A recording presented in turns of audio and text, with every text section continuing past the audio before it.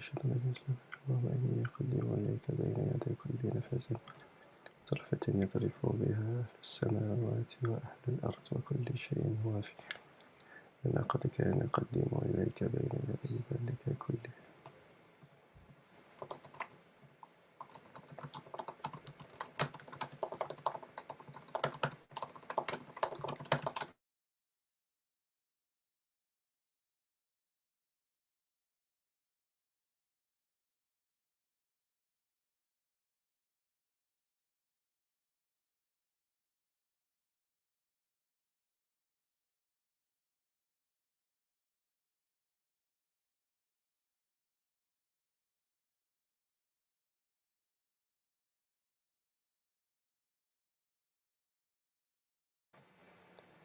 Assalamu alaikum wa rahmatullahi wa barakatuh. Welcome everyone to a very special event we have here today at the Suffa Educational Foundation. So today we are going to be introducing very shortly our very special guest, world-renowned photographer Peter Sanders. Now we've invited Peter to come and speak with us here and have a conversation and share about his latest published work, which is titled Meetings with Mountains. Now, just before we dive in, I'm going to give a quick rundown of who is the Suffa Educational Foundation, and then I'll tell you a bit more about exactly who is Peter Sanders. Now, the Suffa Educational Foundation is a registered Islamic charity here in the UK, whose core audience, target audience, is the Southeast Asians and Malay population living here in the UK and Europe. And we are here through our two institutes, Suffa College London and Suffa Mosque London, here to support all the needs of the community: spiritual, religious, social, recreational. We've got a bit of everything for all of the community. And today we want to bring and share with all of our community and everyone else joining with us the work, this beautiful work of Peter Sanders. Now, Peter Sanders, I'll be reading from the About Us from his website. Peter Sanders is one of the most famous photographers now of the Muslim world, and for more than 55 years he has captured over 500,000 images, reflecting a rich, traditional civilization filled with warmth, humanity, and compassion. Now, people like to tell this fact that before he began his career photographing the pious Muslim men and women of the world, he was one of the leading rock and roll photographers, capturing images of the likes of Jimi Hendrix and Bob Dylan and the Rolling Stones. And I won't share too much of his story because hopefully we'll go into that during the conversation. But what you must know for now is that his work and his photographs have touched the hearts of many people, humans around the world. And his ability to capture something words can't always capture is what makes his work very unique. He's currently working on new publications, which we'll learn about during the presentation, and he continues to travel and hold photographic exhibitions, presentations, and he has a very famous photographic workshop titled The Art of Seeing, which we'll hopefully learn a bit more about, and maybe after the pandemic eases down we'll see that happening again in the world. So, and I'll finish off by this very beautiful fact that Peter has been recognized for his work and has been named one of the 500 most, his name features within the 500 most influential Muslims around the world. So now, as is normal for the programs of the Suffa Educational Foundation, we will begin the program with a short qasida recitation by our brother Amir, inshaAllah. I pass it over to you, Amir. Jazakumullah khairan, Brother Rushdi. Bismillahirrahmanirrahim. Allahumma salli wa sallim wa barik alayhi.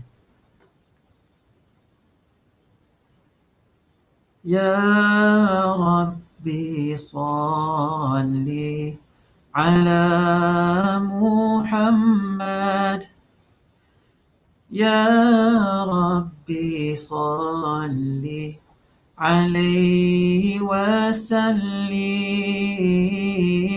يا ربي صل على محمد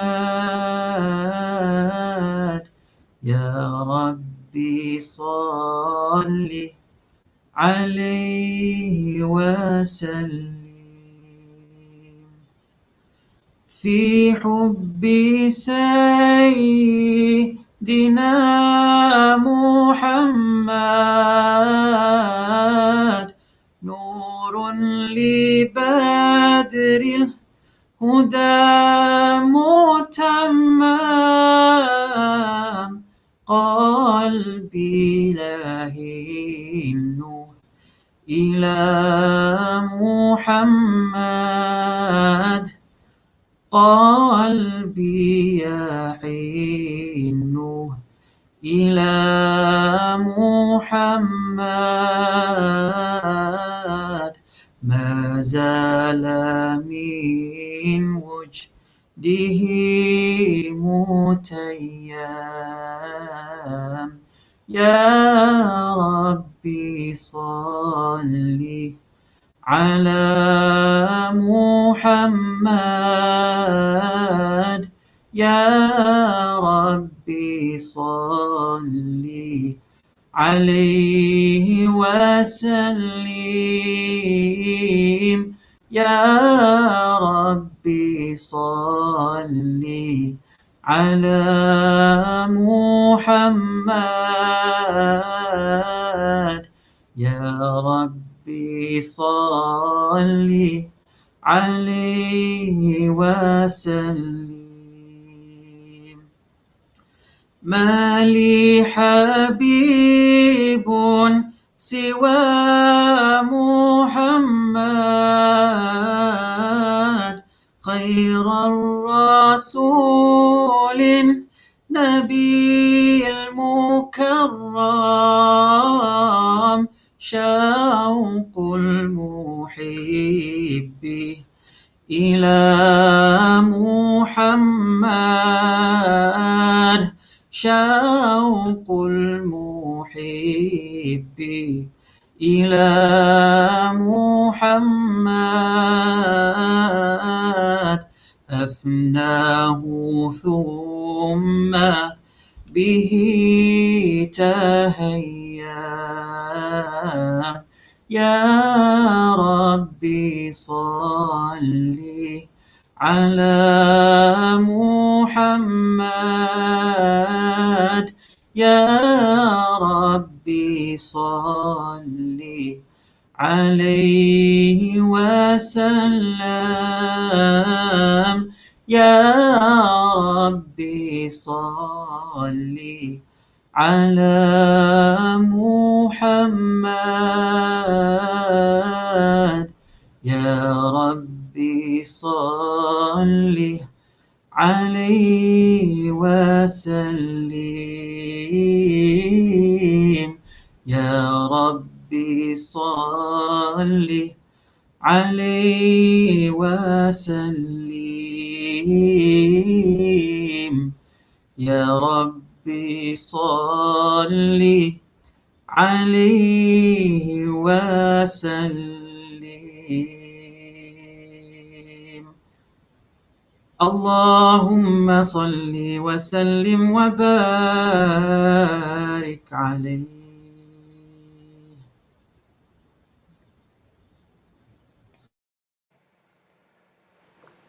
Alhamdulillahi Rabbil Alameen, hamdan yuwafi ni'amahu kafi mazida.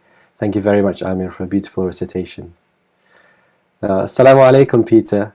Welcome to the live stream, and thank you very much for joining us here. Thank you for inviting me. How are you doing today? I'm good.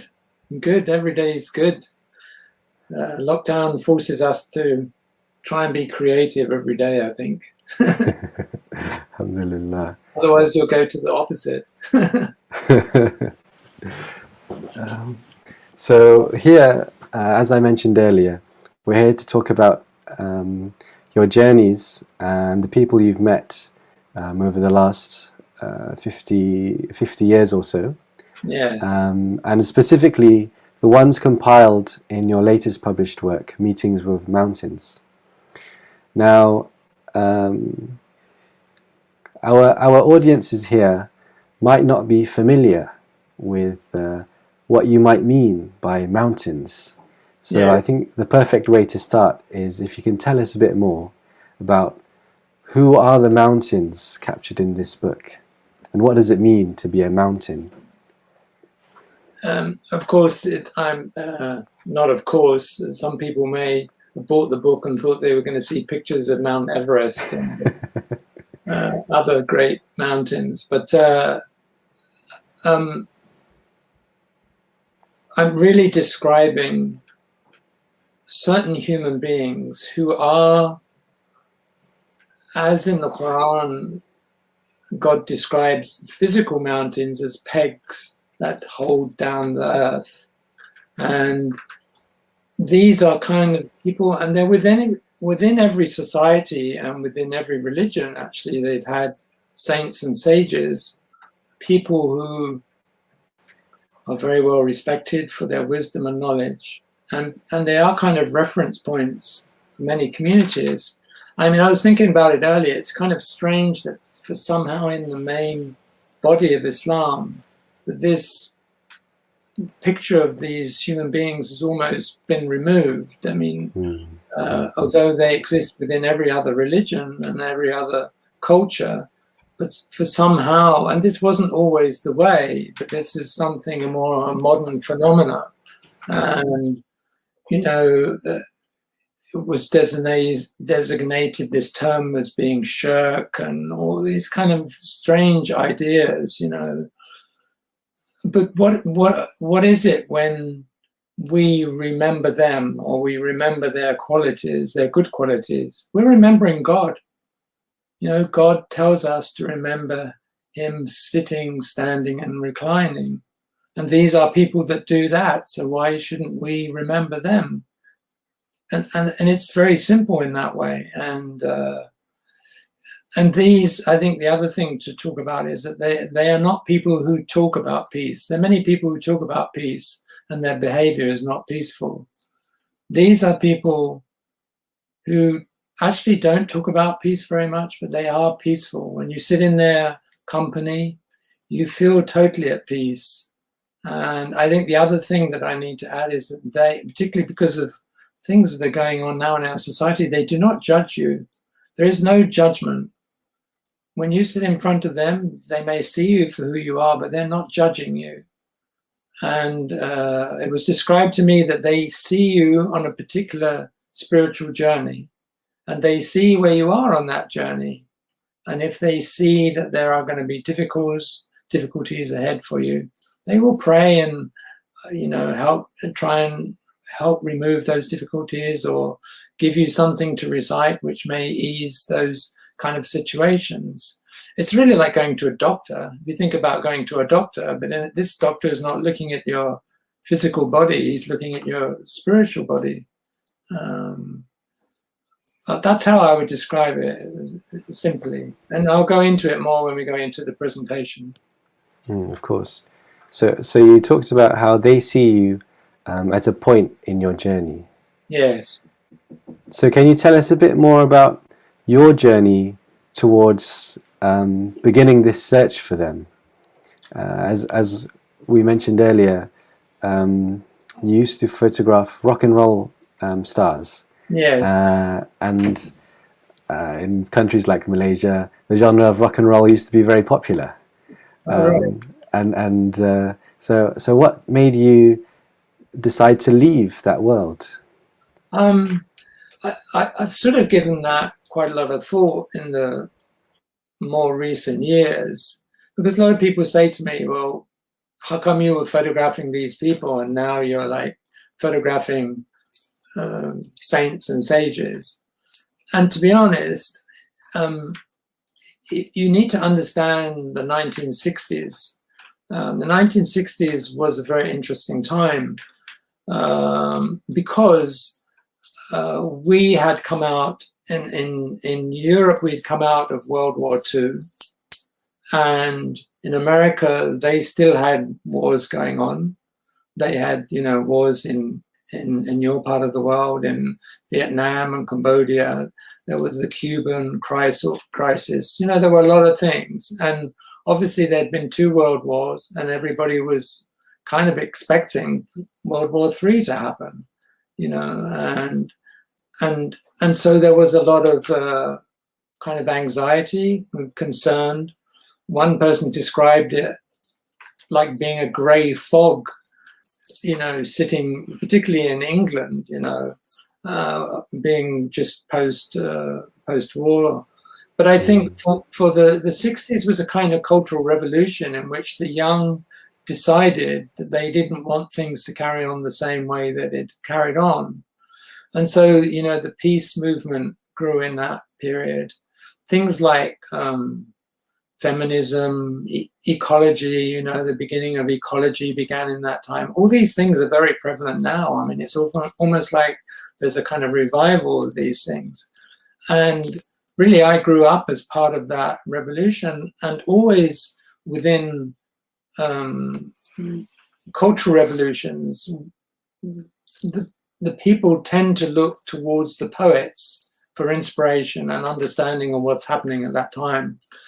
So the culture in the 60s was the whole music movement, and with all these people, particularly Dylan, talking about masters of war and, the times they are changing and all these kind of things, which people really kind of resonated with the youth at that time. So I grew up in that culture, and I just started doing photography. I ended up kind of just photographing it as a way of kind of understanding what was happening. Getting towards the end of the 60s, of course, there was the whole drug movement, and then, of course, people, particularly musicians, were prone to these things, and young musicians died, very young, in their 20s, from overdoses of drugs, and just the kind of the whole extreme of this thing. So obviously, I was probably thinking about death, or maybe not so much death, but thinking about more spiritual things. I remember I read at that time a American writer called Emerson, and he was a very interesting writer, and it kind of got my brain, kind of triggered my brain into thinking. And then I read a book called The Autobiography of a Yogi, which is a very interesting book because I discovered it was Steve Jobs' favorite book. And apparently when he died, that it was distributed for free at his funeral. So that's how important a book it was to him, although I read this in the late 60s. And basically the book is about a young Indian yogi who grew up obviously in India and spent a lot of time visiting saints and sages around India, and also had his own search for his own teacher, his own master, whom he met and who had an incredible, strong influence on his life. And he ended up coming to the West, I think it was in the 50s, at a time when there was just this kind of interest in spiritual things. And he traveled to Los Angeles, California. He set up an ashram there. He came to England, and he met people like Einstein and he met a lot of interesting people, and so this book was really about his journey and trying to kind of explaining the benefits of meditation and things. So at that point, I started a correspondence course with his institution to learn how to meditate. And within a very short time, things started to happen. I started to have very strong experiences and powerful dreams and things. And I realized that I couldn't do this by post. I needed to find a teacher. And so I just had this idea, okay, I would go to India to look for a teacher. And so I kind of prepared this, idea. I didn't have the money at that time, but that was my plan. I was going to go to India, and I gathered together addresses and places that I would visit in India. To cut a long story short, Jimi Hendrix was playing at the Isle of Wight, and I remember thinking, oh, I've never really photographed him. I'm going to go and photograph him. I photographed the concert, and 2 weeks later he died from as far as we understand, a drug overdose. But I had some of the last pictures of him performing, and so I was able to sell them, and I got the money that I needed to go to India. So with that, I just prepared and set off to India and started. It's basically on my own. I mean, I started traveling around India looking for a teacher, basically that. And all the time I was traveling, I was reading about Buddhism and Hinduism and Sikhism, and I read a little bit about Islam as well, enough to know the basics. Again, cutting it short because it's a very long story, but I ended up spending 6 months with a teacher in the south of India.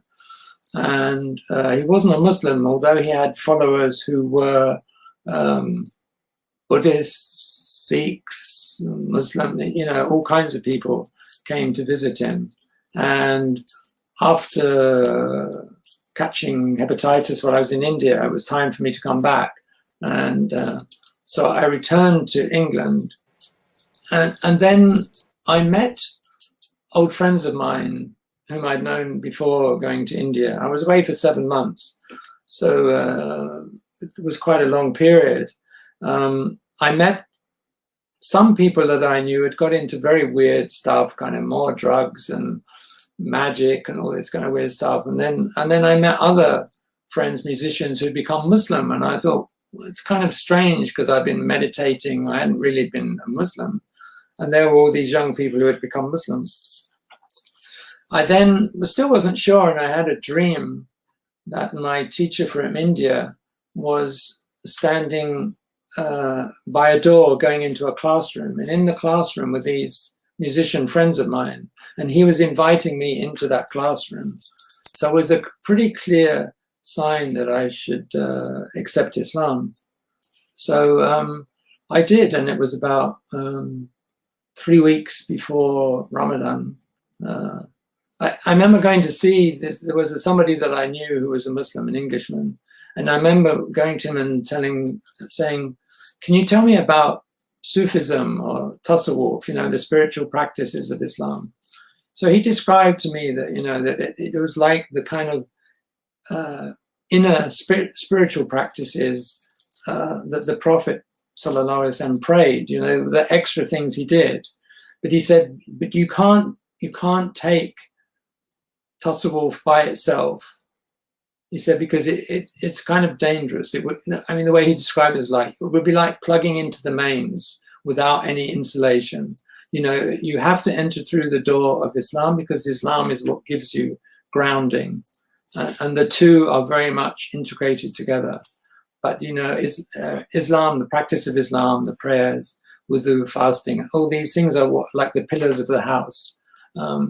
And the tasawwuf and the other spiritual practices are what place the spiritual aspects or nourish the spiritual aspects within that.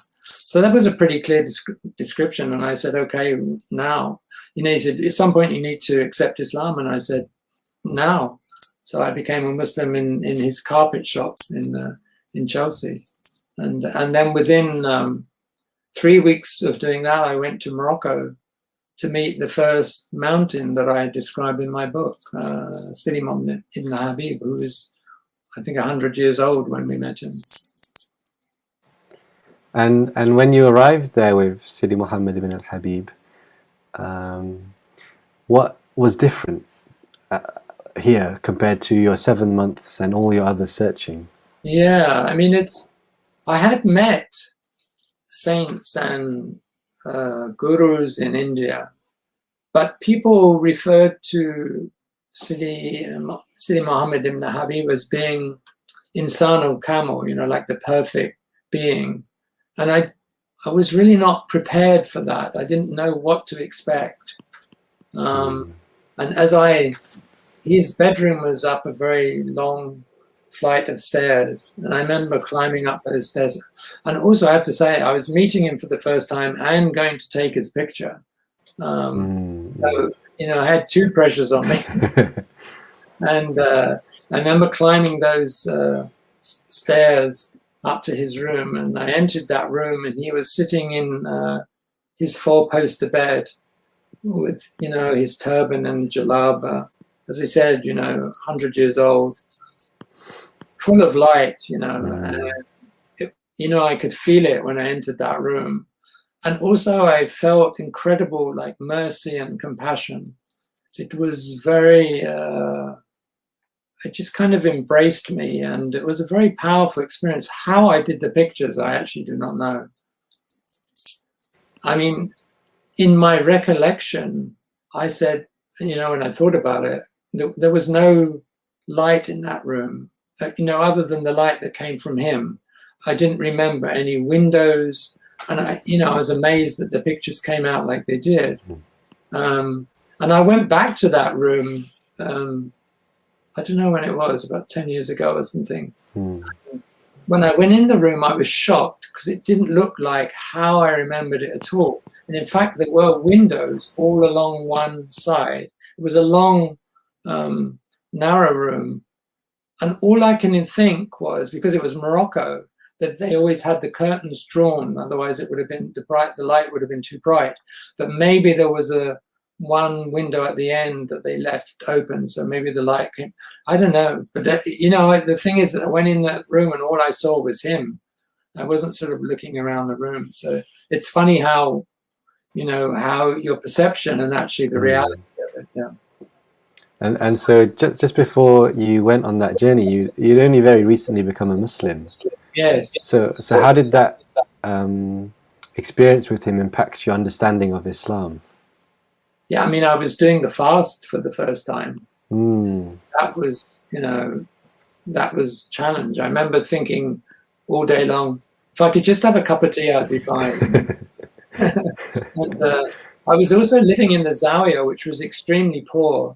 I mean, it was not a luxurious place by any means. And it was an old building. And I don't know if you've been to Morocco, but, old buildings in the winter, you feel the cold. I wasn't used to it, and it was the diet was very simple. But once I got used to being there, it was just very extremely powerful, and he used to come down every day, even though he was fasting, and give these lectures, and the whole Zawiya would fill up with these people, would just be full of people, and he would be giving tafsir on Quran, and people would, I would hear people just swoon and pass out from things he was saying. And I didn't speak Arabic, so you can imagine it was kind of powerful, but I didn't know what was being said. I mean, now, thank God, we recorded the talks, and people have been translating them and things, and he just said incredible things, really. Inshallah. And so then, moving on from this experience of Sidi Muhammad ibn al-Habib, how did it go from meeting and photographing one man to going on a search for over around 50 years, finding these people?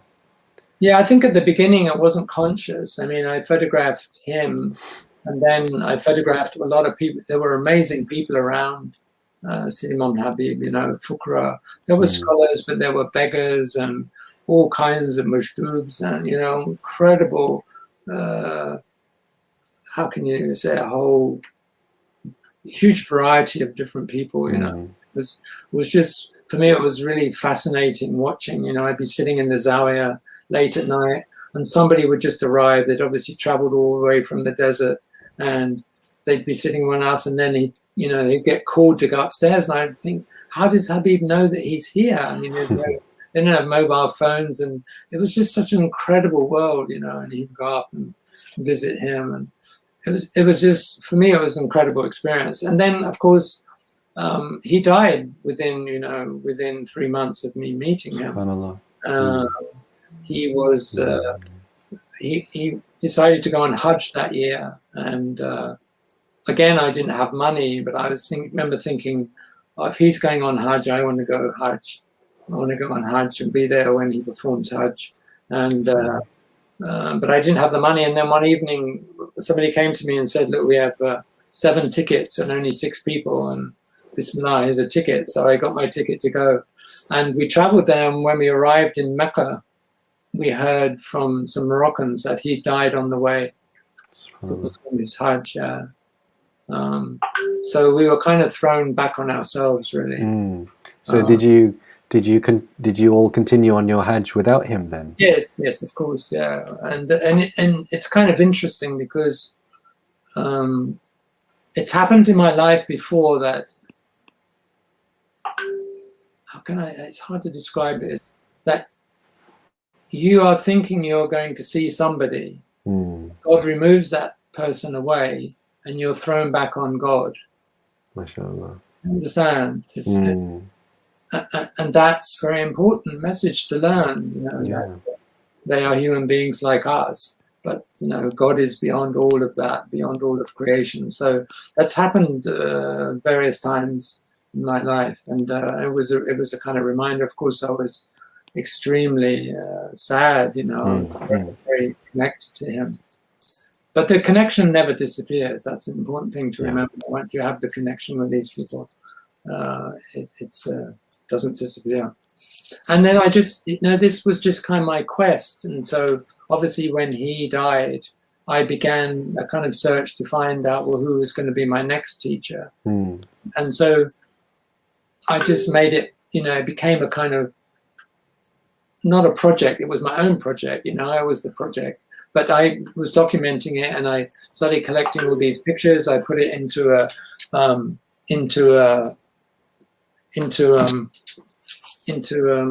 folder, and I used to show people, and people would really love to see their faces and everything. And so it kind of slowly grew into a project, and then the idea of putting it together as a book was a much bigger thing, and it grew and grew and grew. It became so big, and I was a bit concerned. It got to like 400 pages. It would have been bigger. I mean, I had to kind of take people out, which I didn't want to do. But the most important thing for me about the book was really the text. And I don't consider myself a writer. I mean, really a photographer. The photography was not difficult for me, but writing about this subject was very difficult, because I wanted it to be for not just us Muslims, but really for everybody. This is not just our own. I do really believe that these people represent spirituality, which is a point that we all, as human beings, we all connect on. And for me, finding the right language was extremely important, because within Muslims, we have our own language, but it's almost kind of exclusive to us, and it tends to keep other people out. And so, I remember hearing a talk by a scholar saying we should use the word God, because that word God is understood by everybody. And of course, we have our own understanding of God being Allah, but God is a word that is a term that's used by everybody and recognized by everybody. And we shouldn't feel ashamed to use it, So there were things like that, and I had to find really a language to talk about spiritual things. So that was, for me, was a challenge. But alhamdulillah, I had good help in that. So talking about the compilation of the book, you've said elsewhere that this book is your journey and your choice of who is in the book. Yes. So my question to you is, what is your definition of a saint or a sage? Who is a saint and a sage?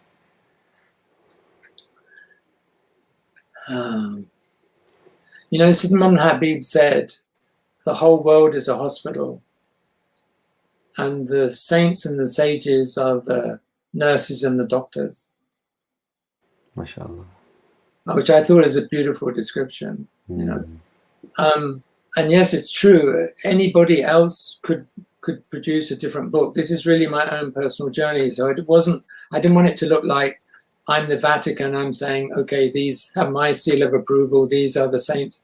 No, there are many, and many I haven't met, and many I haven't documented. These are just the ones that I met on my own personal journey.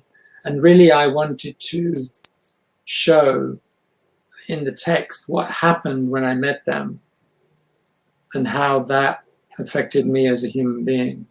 And it's really to encourage people to make that journey and to realize it's possible. It's not impossible at all, because one of God's names is Al-Hadi, the guide. And he will guide you to the people who are the most beneficial for your journey once that's your intention. And would you say that was your intention behind the book? Because obviously it started organically. Yeah. As you started to, it became more concrete in your mind that you wanted to publish this. Was there a specific intention or niyyah behind that? I think my main intention to myself was that I felt that I had to do this book as a way of giving back what they gave to me. It's really to share. I mean, as a photographer, we undertake journeys to places that a lot of people can't do. And obviously I'd been taken on this incredible 50-year journey, meeting all these people. And it really, I felt it was my duty to them as a way of giving back. And I also wanted to, towards the end, to readdress this whole idea that the extremists had put forward, which is actually not a true picture of Islam. It's not Islam, and it's a very distorted view. And I really felt that now, okay, we've seen the madness. Now it's time to show people the reality, and these people who are not easy to find. I mean, it's not, you can't just look them up in the yellow pages, or if you can, I would be very cautious. So, you know what I mean? It is, you have to learn. Being a photographer, I'm trained to look.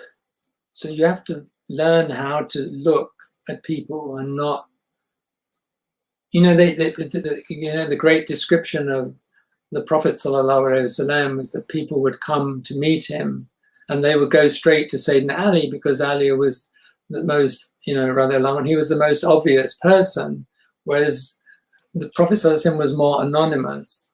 And this is a very true, one of the true signs of these kind of people, that they are slightly anonymous until you know who they are. Right. And I guess you speak about, the need for kind of looking for these sages, and you mentioned really aptly, I think, the fact that we are all in need of treatment, and that these sages are kind of means by which we access something, that treatment, right? Yes. And we live in a culture or in a time now where people are either fearful or skeptical, or they feel like they can self-treat, Yes. Google and through whatever that may be. And Yeah. I think the Suffa Foundation and all other institutions out there, we try to provide that access to some kind of experience, whether through dhikr or through knowledge, that people may address some of the issues that Yes. we all possess. I think, how do you think we need to address this problem of maybe skepticism or fear of actually looking for teachers and to sages for help and for guidance? Yeah, that's a very good question. And I think it's kind of strange that it's in our community. Outside of that community, if you look at what I described, the host community, there's incredible interest in spirituality, in search for happiness, you know, being a better version of themselves. I mean, all this kind of language that now is used, which when you come down to it is Sufism and Tasawwuf, but they're just using a different language. And I think, I don't say it's a fault of the way we present it. I think it's just that we haven't changed with the times a little bit. You know, I mean, we come from a very deeply scholarly tradition, and that's, you know, that is for our benefit. But I think how we present it to people who have not been nurtured in that setting can be a problem. And I think it's really what I tried to do with my book. And I wasn't trying to dumb it down, but I was trying to find a language. And the thing is, the photographs really help. I mean, there have been books about saints in the past, but there's never been a visual book. And I think this was very helpful for young people, because they can just look at someone's face and they can tell that that person is a good person. Right. You know what I mean? They can see the light in their face. And that's the first step, you know, to engaging someone. And then I think, you know, it's really, we need to know the language of how to make it accessible to people. And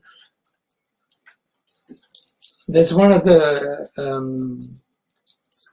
teachers in my book, and he's somebody that I met more recently. I can't remember if he's in my presentation. I think he is. He's a sheikh from Gambia.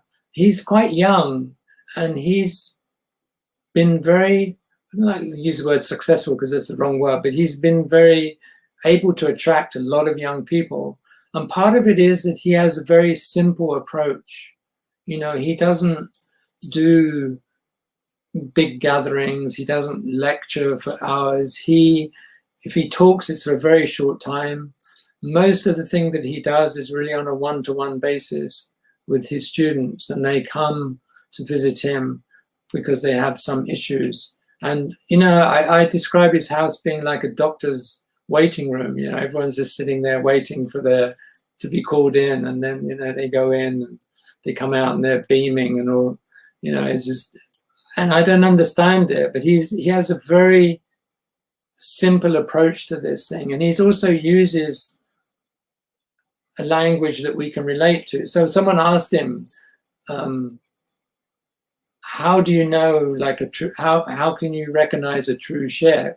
And he said, you can have the most expensive mobile phone in the world, but if you don't have the SIM card, you're not connected. And that's very simple, and anybody can understand that. You know, that's a very simple way to explain something which is actually quite a deep idea, you know.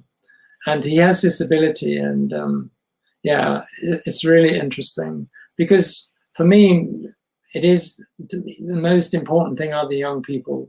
That, you know, they're the ones who are going to inherit this world and the mess that's been left behind, and really we need to guide them and make it as easy as possible. And the other thing I mentioned about Sheikh Mohammed was just talking about, if someone goes to him, he'll say, recite this 10 times a day. He don't say to recite this 10,000 times a day or 100, you know, I mean, it's just like very simple. But the point is, and this is very common amongst the true shayukh, is that they recognize that if you do something 10 times, but you do it every day, this will have an effect. One of my teachers said to me, you know, if you had, you know, these rain barrels that they collect rainwater in, he said, if I said to you, could you fill one of those up by putting one drop of water in it every day? You say, no, it'd never happen. But he said, of course, within time, that barrel will be overflowing. And that's, you know, a very good example of doing something, but doing it regularly and making that part of your regular habit. Yeah, that's very true. Building something slowly and consistently has always been the way to success, really, isn't it? Yeah, and they say, what does it say? I can't remember, it's 28 days or 48 or 40 days to change a habit or something. Yeah, I think it's about 40, I think they say. Yeah. And I mean, the guidance of the Prophet ﷺ is no different. He tells us how Allah loves the deeds which are small and consistent, Yes. just like the shuyukh guide us to. Yeah. So I think that's really the message to give to young people. And that's what I feel really, that we should make this difficult for them, but to make it easy and to assist them in their journey. Yes. That's also the you could say the approach that our Imam Ustaz Zaki takes at our organization, where his sole focus is to make we only teach Fardu Ain knowledge, so we never really go further than that.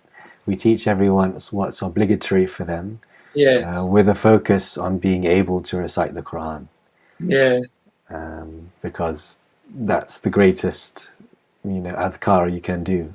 Yes. If you can be consistent with it. Yeah. So we've got a few minutes more for conversation. Yeah. So we want to just zoom forwards to your journeys to various countries, and now ask you specifically, as is our target audience, to learn more about your journeys within Southeast Asia. Yes. So why don't we begin with how did you end up there in the first place? So there's somebody that I know. I don't know if you know him, Sheikh Fifi Akiti. Is from Oxford. Yeah, you must know him, of course. So I had supper. I think it was during Ramadan or something. I had supper with him one evening, and I started talking to him about the project, Meeting to Mountains, and he said to me, "Well, how many people do you have from like the Prasanta area?" And I said, "Maybe one or two." He said, "There are 200 million Muslims in there. That's not enough." And I said, "Well, the problem is I've been a couple of times, but I've never really traveled around that much." So he immediately got on his phone, and I mean, within a very short time, he had arranged for me a sponsor for me to go to travel around. And he said, "Look, I'm just going to stick you in front of the people. You can choose whoever you want to put in your book. That's not my choice. This is your own journey." And he organized this trip, and I went, and I did a 2-week trip around Indonesia and Malaysia and Singapore. And I will show, when I do the presentation, I'll show some of the people I met. And I think for me, I think I mentioned it to you the other day, which was when I go through the presentation, you'll see the kind of people that I had photographed before I went to Malaysia. And then I went to Malaysia and I met incredible people. I mean, they were just very human and would chat with me, and there was no formality. I mean, it was very informal. And I did this whole trip, and I came back and I thought, well, nothing really happened. I mean, I met these people and I photographed them. But I feel different. But if you ask me what happened, I couldn't tell you.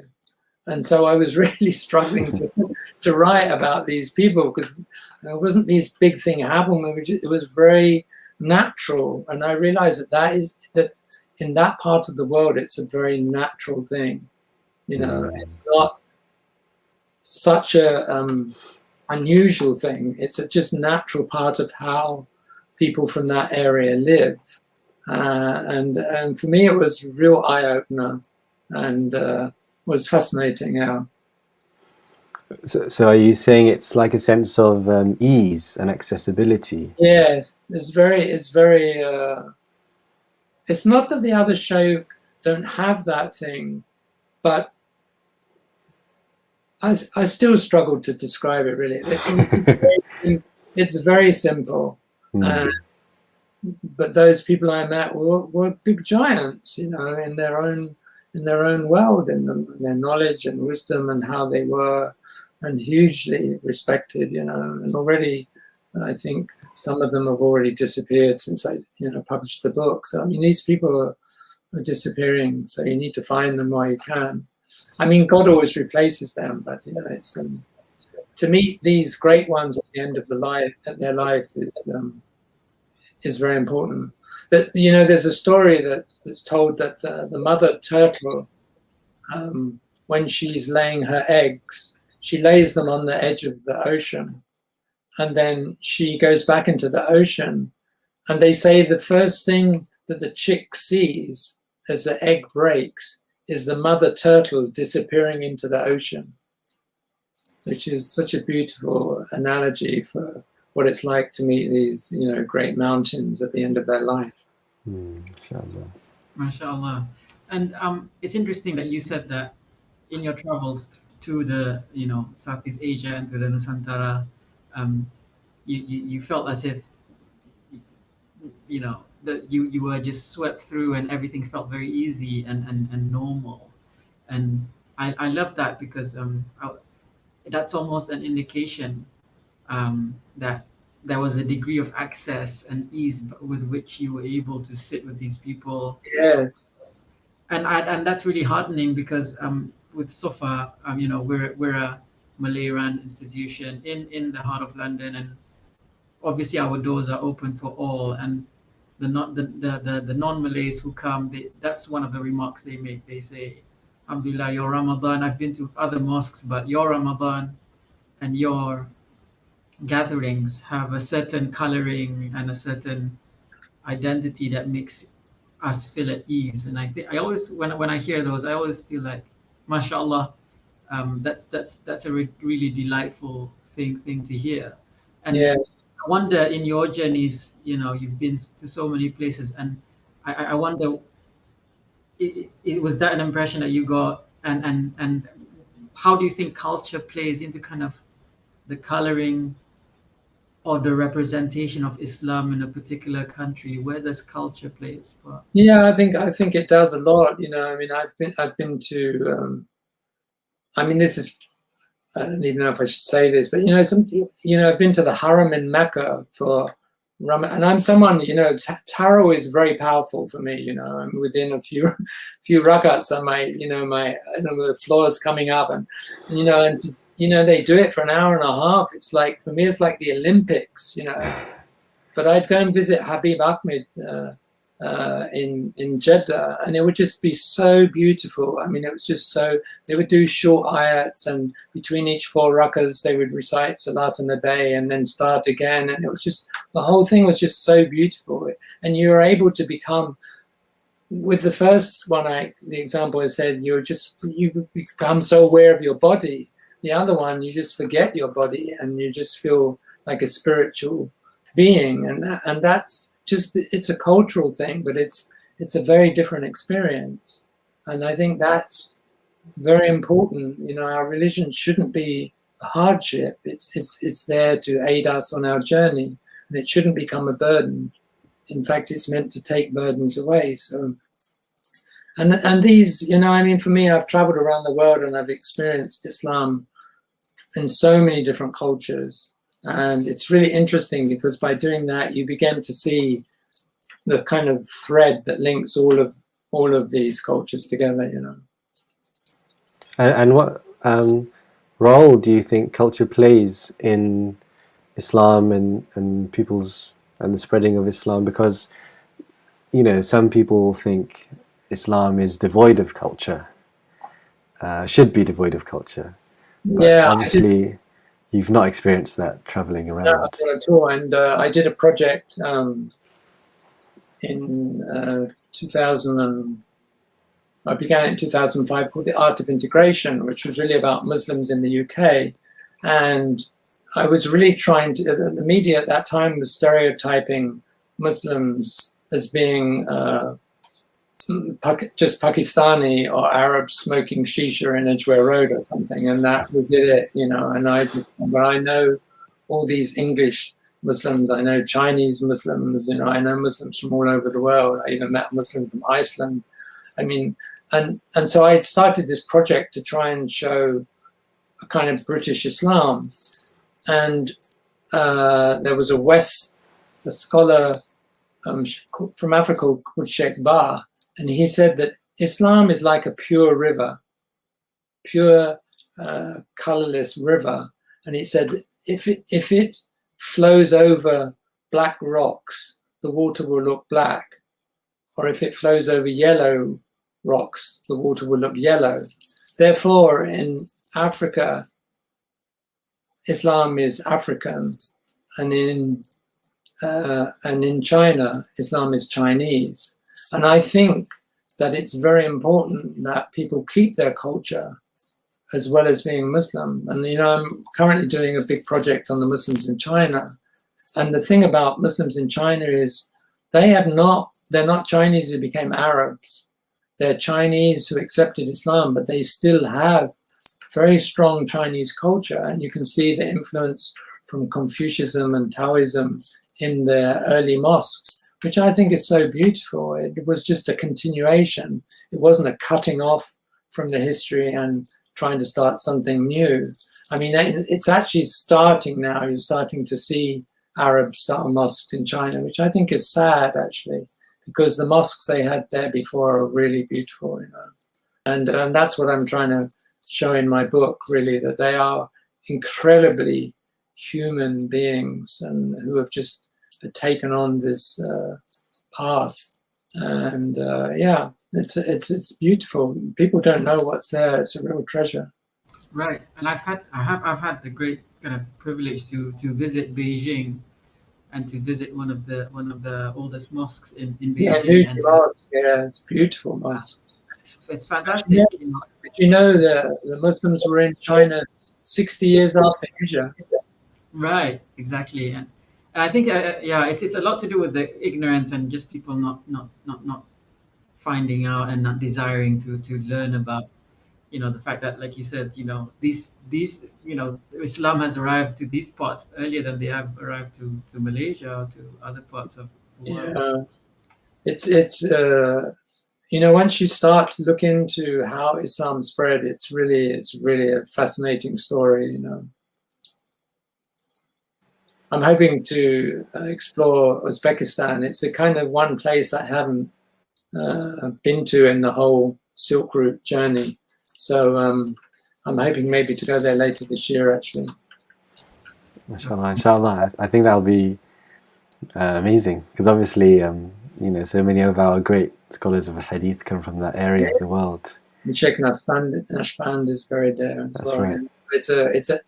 I've been to Turkmenistan, but Uzbekistan, I just haven't. I've been right up to the borders, so it's the missing piece. So I guess just to finish off the conversation segment of our session, Yeah. Obviously there's a lot of different people and countries and cultures in this one book. But us here, we are operating within the UK, and it's a real melting pot. So what do you think, is an open question, what do you think the approach should be here in the UK? Because we're an organisation, multicultural, working in the UK. So what could we learn from your journeys? What's missing for Islam here? I think Muslims come together for prayer and even dhikrs, but maybe we need to just make it easy for people to come together. I think especially after this COVID thing and the awareness of how we are so cut off from human beings, that just being together is important. Of course, you can do dhikr as well. I'm not saying you shouldn't have times for that. It's very important. But just organize things where we're just together and meet and socialize and get to know one another and bring other people in. Food. Food is your thing and from your part of the world.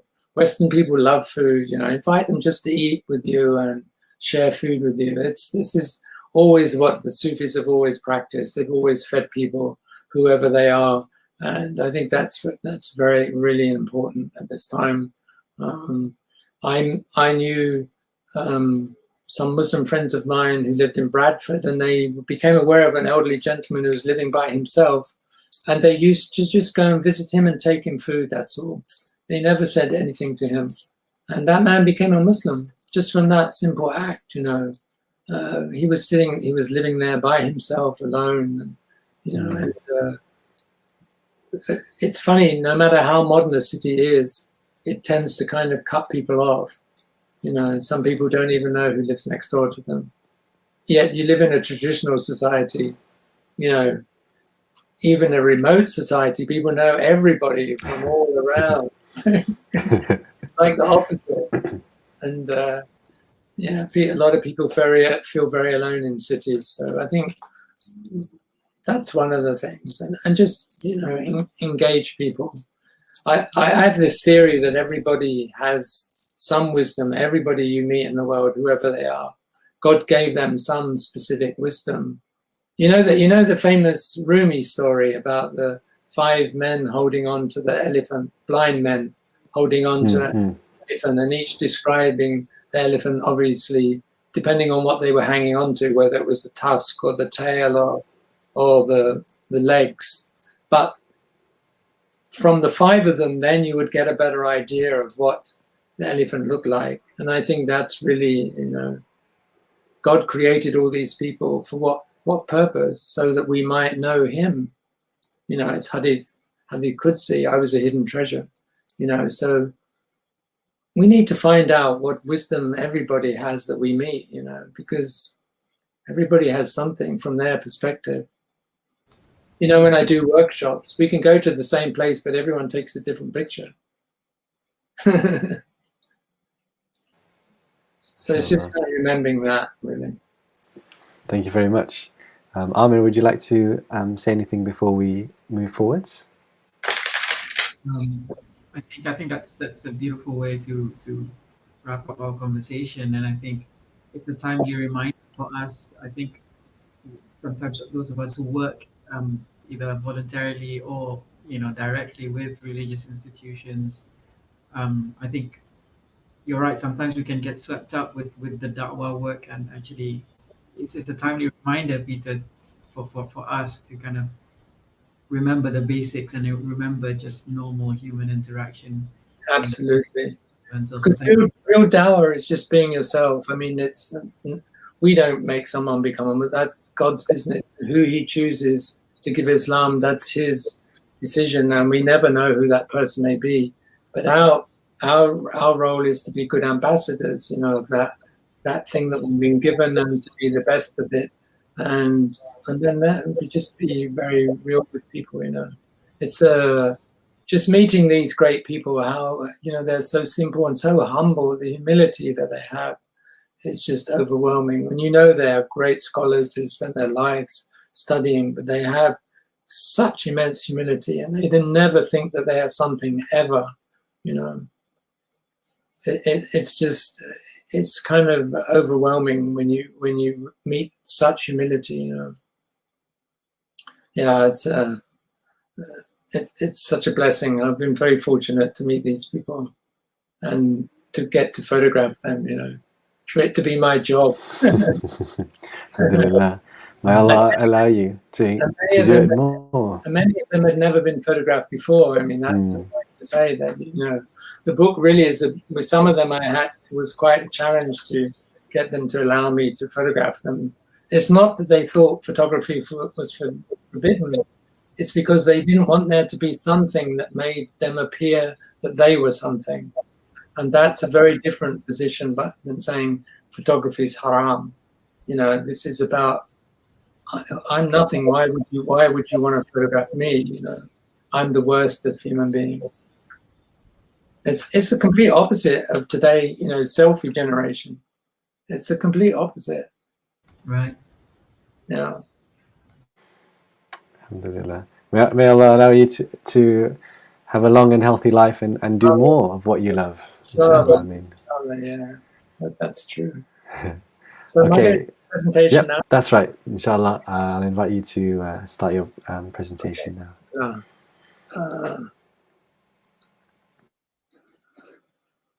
So I can't see you now, so but you can see my screen. Yes. Oh, yes. No? Oh yeah. Okay. Yeah. Sorry. Okay. Okay.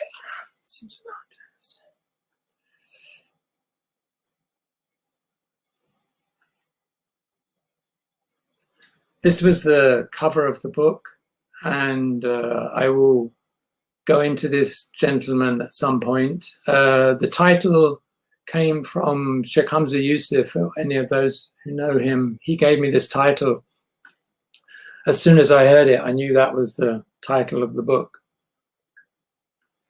I dedicated the book to the next generation of peacemakers, which is obviously all the up-and-coming young people. The Prophet Muhammad sallallahu alaihi wasallam's constant prayer was, "Oh Allah, I ask you for your love and the love of whoever loves you and the love of deeds that will bring me closer to you." This is the ayat of Quran that I mentioned, Bismillah ar-Rahman ar-Rahim, have not we made the earth an expanse with the mountains as pegs? And you'll see as I go through the book that the analogy of mountains to these people becomes kind of obvious. I mean, there's somebody that I met who's a very interesting gentleman. It's funny, I've just been in touch with him today, actually. He had a dream that he was standing on the highest summit, making the call to prayer. And he woke and he called his friend and he said, "What's the highest summit?" And they said, "It's Mount Everest."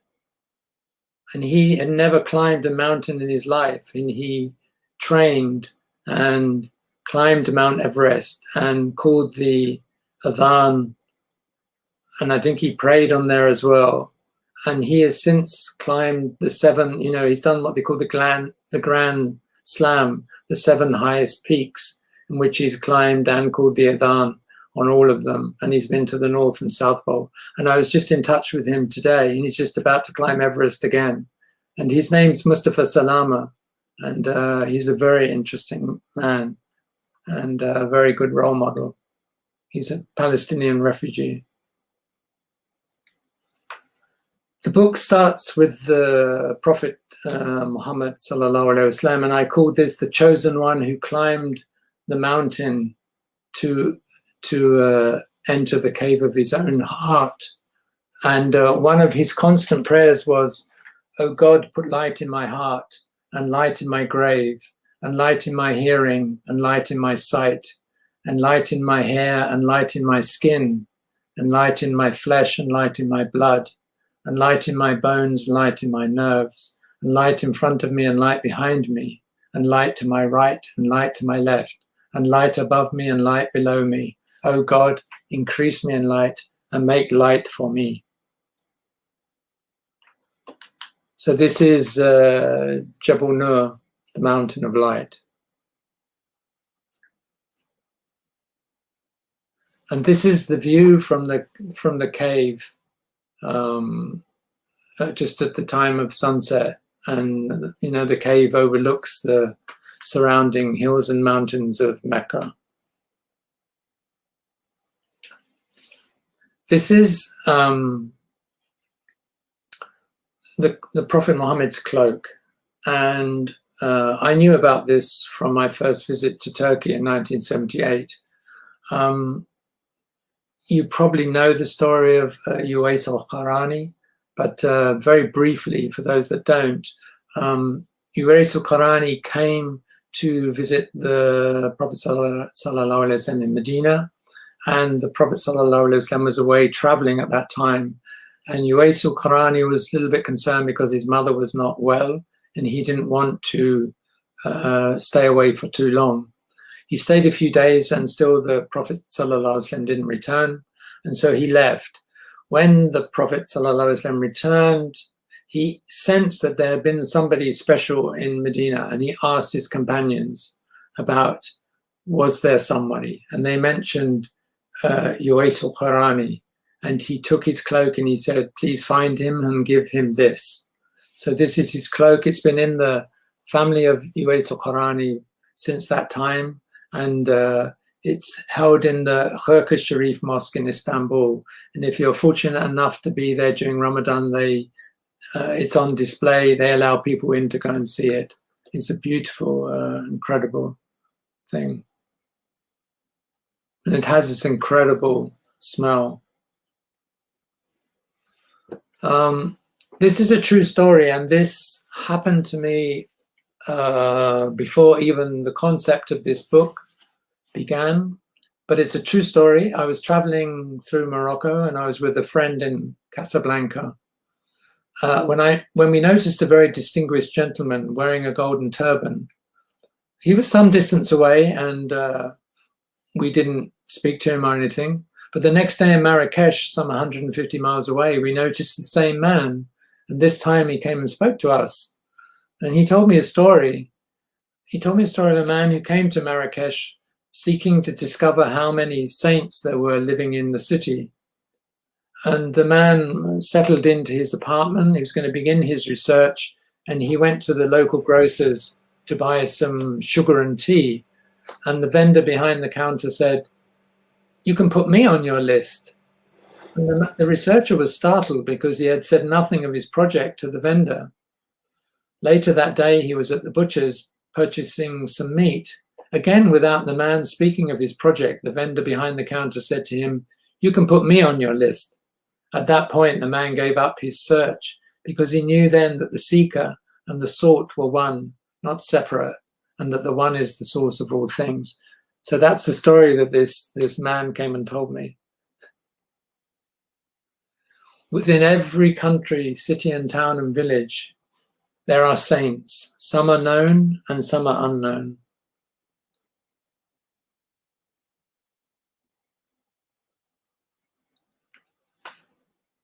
This is a photograph of Sidi Muhammad Habib when he was a younger man. In London in 1970, a young printer named John was given a passport photograph and asked to copy it. As he worked in the small dark room with its eerie red light, this hauntingly beautiful face, swathed in white, his head wrapped in a dark turban, slowly began to appear on the white photographic paper through the developing chemicals. Unhappy with his print, he left the photograph in the developing tray over the weekend. When he returned on Monday morning, the print had turned golden. During the following weeks, John's life took a different direction. This was a path that would reach deep into his past and his future, bringing him into the present.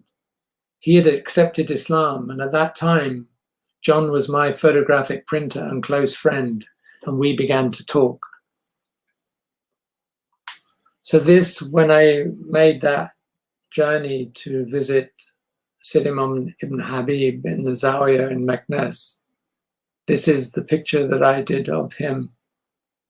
And there's a couplet in his Diwan where he said, "For if a person truly knew the worth of his heart, he would give all he had without hesitation. And if a person came to know the bliss within his soul, he would shed a tear of joy with every breath he took." His seal with which he signed his letters read, "It is the will of God. There is no strength but through God." His entire character was a reflection of these two great truths. He looked at all creation with immense compassion. He was outer peace, inner peace, and peace itself. At the time when Sidi Muhammad Habib was alive, there was a young man who served him all the time, and at night he slept outside his door in case that he needed something.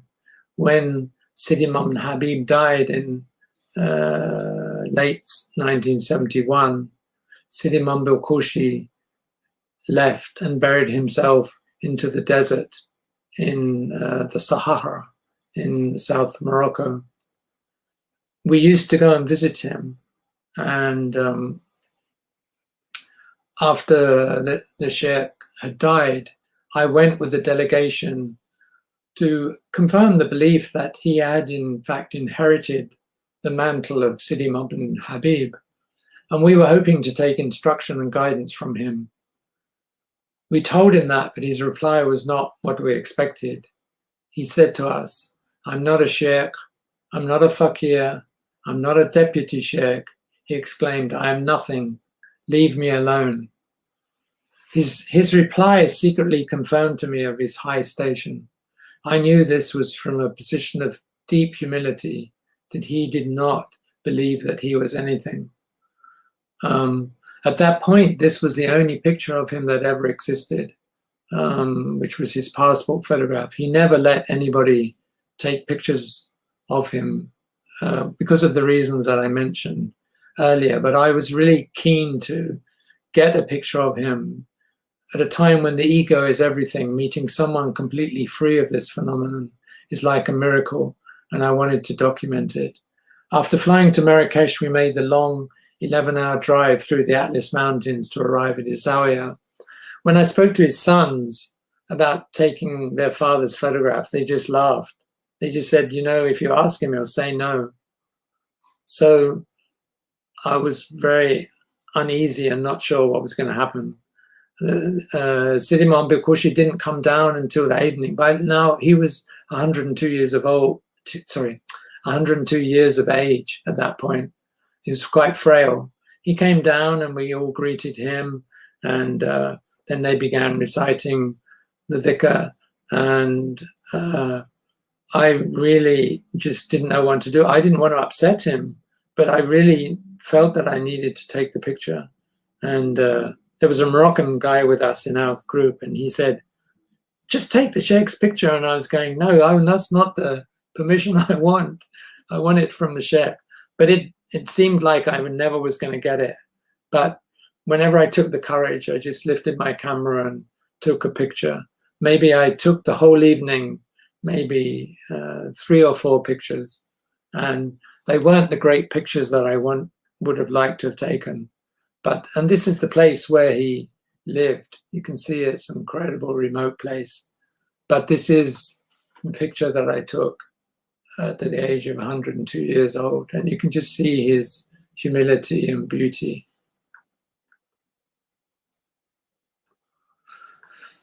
One of my favorite people that I got to know on this journey was Sidi Ali. And when Sidi Imam Ibn Habib died, Sidi Imam Bilkushi sent Sidi Ali from the desert to look after the zawiya and maintain the dhikrs and call the adhan and just keep the general running of the zawiya for whoever guests arrived. And I got to know him quite well. And I used to sit with him, and he as I mentioned there, he was a lumberjack, and he was involved in a very bad accident where a tree fell across him, and he lost his eyesight. In fact, he was in a coma for quite some time, and during that period, Sidi Imam Ibn Habib appeared to him in the coma and taught him the weird, which is what they recite in the zawiya. I used to sit with him whenever I went there, and we'd be sitting there and he would say, eat a lot, sleep a lot, wake up shwiya, which means wake up little. And everyone would laugh. They'd say, oh, Sidi Ali, he's learnt some English. And one day I was actually with Sheikh Hamza, we were visiting. And again, Sidi Ali said, eat a lot, sleep a lot, wake up shwiya. And Sheikh Hamza looked at me and he said, you know, he's telling you what your medicine is. And I didn't quite understand. He said, look, you're someone that doesn't like to eat very much and you don't sleep very much. And he's telling you to eat a lot and sleep a lot, and then you'll wake up shwiya. So that's what I'm saying, that when you're with these people, listen carefully to what they say to you. It might seem mundane, but there will be deep meaning in it. This is a very important story that I tell about him, that I went on a different trip. I went to Maknes and I asked him, can you take me to the Friday prayer, as I didn't know where the Friday prayer mosque was. He laughed at the idea of a blind man being anybody's guide. Despite his disability, however, he led me expertly through the winding streets of the old city until we reached the mosque. I left him outside, and he said, leave me here, and I went in and prayed and joined the prayer. When I came out after the prayer, I saw him standing outside, and he looked as if he was begging, because I knew that he had, he was completely bereft. He had no money, no income, and he lived on whatever people gave him. So I saw him, I thought, begging outside. So walking over quietly to him, not saying anything, I put some coins into his hand, and then I returned to the Zawiya. Half an hour later, he arrived back asking, "Where did you go? What happened to you?" I said to him, "I thought you were working," meaning, I heard you were getting your risk. "So I left you." He replied, "I wasn't working. I was waiting for you." And I realized that I had imposed my own presumptions onto this incredible human being, completely understanding the situation, completely misunderstanding the situation. Here was someone spending his time and energy, despite his blindness, to serve me as a host and a guide.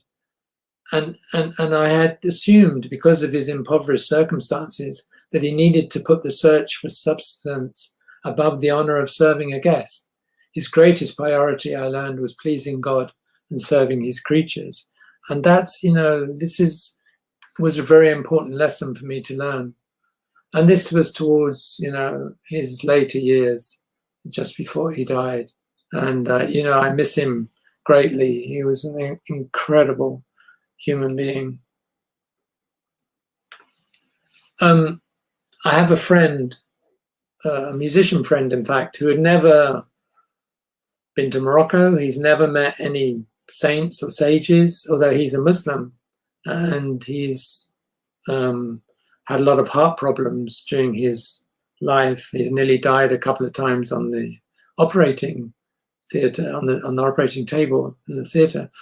And so we arranged for him to go to Morocco to visit the Zawiya, and we planned a very short trip because he was just about to go. When he returned to the UK, he was about to go in for another heart operation.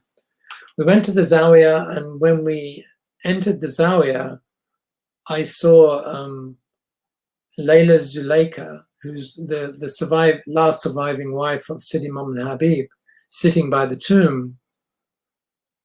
And she, as soon as she saw him, she called him over, and she said to him, "I've been waiting for you. I've seen you 7 times before." And she immediately put her hand on his heart, and started to pray for him. And there were people in our group, women, who were just crying because this was just a very powerful, unexpected experience. And it was really touching for him. And when I finished the book, I took him the book and showed him the story. And he said to us, "But you didn't tell the fact that I'm, the fact that I'm getting better," because she said to him in that meeting, it will get worse and then it will get better again. And I said, "Well, when I wrote the book, you were getting worse, but now he's getting better." So, which is why I didn't include it in the book. But anyway, it was a beautiful experience. I'm going to have to skip some of these because, already this is just some gems from the book. The book is 400 pages. And this one is important in the fact that I entered the Zawiya one day and I saw this incredible fakir leaning up against a pillar, holding his stomach, saying over and over again, "Alhamdulillah ala kulli hal, alhamdulillah ala kulli hal, alhamdulillah ala kulli hal," meaning praise be to God in every state. He was in incredible pain, but he was able to say, praise be to God in whatever state I find myself in. And I think, we often, when we get sick, we rush to the doctors or rush to the pharmacy, and, our whole objective is to get better, but maybe that sometimes we need to have a bit more patience. One of my friends, a very wise doctor, said that illnesses are messages from God, and we need to know what that message is sometimes. You'll have to read the book to understand some of these stories. This is Sheikh Murabat al-Hajj. He was 90 years of age.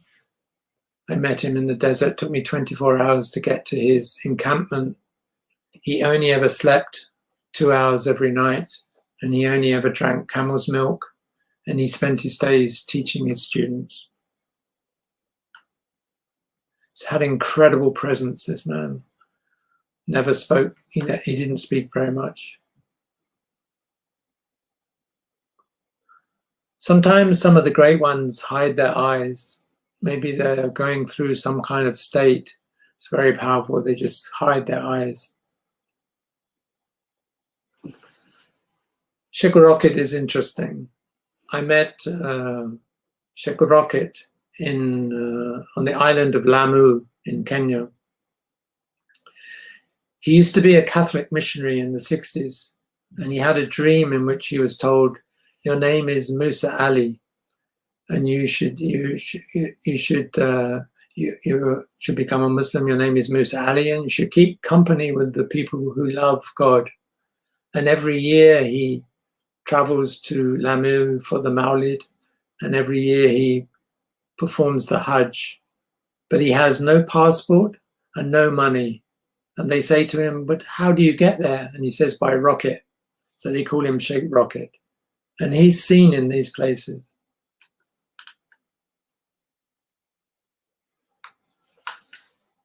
This story is interesting for me, and I think it shows that God knows what's inside our hearts. When I performed the Hajj in 1971, I met at the Kaaba a Sudanese man called Sheikh Uthman, dressed like this man is dressed, with a big green robe trimmed with red. And he carried two things, Sheikh Uthman. One of them was a big set of prayer beads, and the other thing was a can for, like a wudu can, a can for washing for prayer. Those were his only two possessions.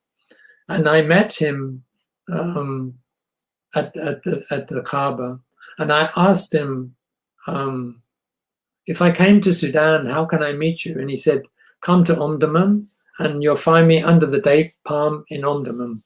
So that was his address.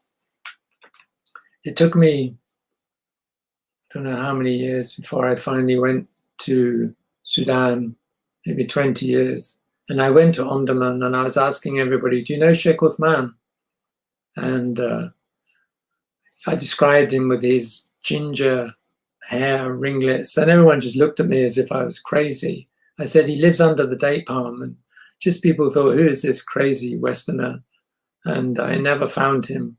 And I went to visit another Zawiya, which was the Zawiya of a Sheikh called Sheikh al-Sa'im. And this Sheikh fasted every day of the year except the two Eids. But he was traveling at that point. And so the people said, come and we'll drink tea together. So sitting in their Zawiya, when suddenly outside the door, I heard some incredible voice singing the Shahada, and in walked Sheikh Uthman and sat right down in front of me. I just couldn't believe my eyes. I mean, I was just so shocked. And he lifted his hands in prayer and made a long prayer, including everybody, all the saints and sages, all the Sahaba, all the Imams, everybody through the history of Islam. And then he said, "Assalamu alaikum," got up and left. And I've never seen him again. And I was so shocked that I didn't even think for 1 minute to take a picture of him. So he was the one I like to refer to who escaped my camera. Oh, Habib Ahmed Mashur Haddad. We were talking about him last night. He was very important in my journey, and I was still looking for a sheikh after the death of Sidi Imam Habib. I met him in the when did I meet him? In the 90s, in the early 90s. Someone took me to meet him, and I was talking to him about how Sidi Muhammad Habib had died, and it seemed as though nobody had taken on that lineage. And there were quite a few of us who felt a bit astray. And I gave him a copy of Sidi Muhammad Habib's Diwan, and he was so happy to have the book, and started reading it and everything. And while I was talking to him, his son looked at me and said, you know, if you can't find wudu when you need to purify yourself, you can use sand or dust instead. And I realized the moment he said that this was a very humble way of saying, look who's in front of you. And I realized at that point that Habib Ahmed Mashur, her dad, was my teacher. And whenever I was in Jeddah, when I was working in Mecca, Medina, whenever I had any free time, I'd always go and visit him. He was an incredible person. He did so much dawah in his early years in countries where there was cannibalism in deepest Africa. They said that about 80,000 people accepted Islam from his hands. But when he knew that people were, you know, counting up the numbers, he told them to stop. And I think that the true figure is more like 120,000. But he was one of the most humble, beautiful people, really. And this was him just a few weeks before he passed away. Habib Abdul Qadir Sagaf, also a very big sheikh from amongst the Habaib, and again very he had a lot of quite wealthy followers in Saudi Arabia, and one of them gave him a gift of the latest Mercedes, 500 SEL car, and he got into the back and someone drove him around Jeddah, and he got out and he said, "That's the most beautiful car I've ever driven in." But then he immediately gave the car and the keys away to someone. These people are not distracted by the world and everything that's in it. Abdul Rahman Al-Kaf, he was 105, this man, when I photographed him. Beautiful man. Very shy about me taking his picture, but one day he broke, I think he broke his leg or something. So I took my opportunity that Allah had pinned him down. I raced around his house and took his picture, and he just laughed. Oh, this man is amazing. He's from Indonesia and living in Jeddah. And I was taken to visit him by a woman in Jeddah who I know and who loves the awliya and the salihin. And she said, "Oh, you must come and meet him." And I went with my wife and her, and she called from her car. So all the men left, and we were invited into the house. And this young, I mean, he was 106 years old, and he was running around. He had more energy than all of us put together. He was getting us drinks and food and fruit and things.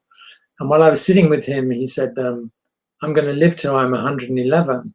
And I was surprised. I never ever met somebody that said how long they would live for. And anyway, we I took the pictures of him. We had an amazing time. And some years later, I was in Jeddah, and I met a student friend of mine, and I don't know, Habib's name came up, and I said, "Oh," and he said, "Yeah, he just passed away." And I worked it out. Yes, he died when he was 111.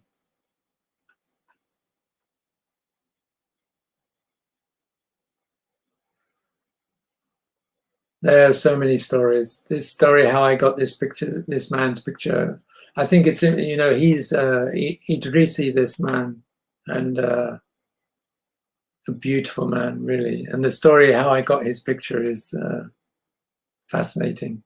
You have to read the book. I'm sorry, it would take me days to tell all these stories. It's enough you see their pictures, really. They're beautiful. Sheikh Muhammad Ali Wimeki, very well known in Indonesia. He has a lot of followers from that part of the world. and he wrote a very important book defending the writing of, the recitation of the Mawlid and these things. And the Wahhabi didn't like him because they were dead against people celebrating the Prophet's birthday. But and they arrested him at one point. But King Fahd personally stepped in and made it clear that Sheikh Mohammed was under his protection. And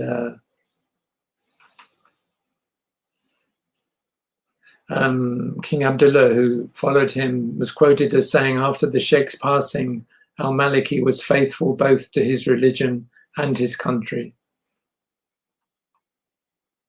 This was the house of Sayyidah Khadija, which was discovered in the 90s, and I was very fortunate enough to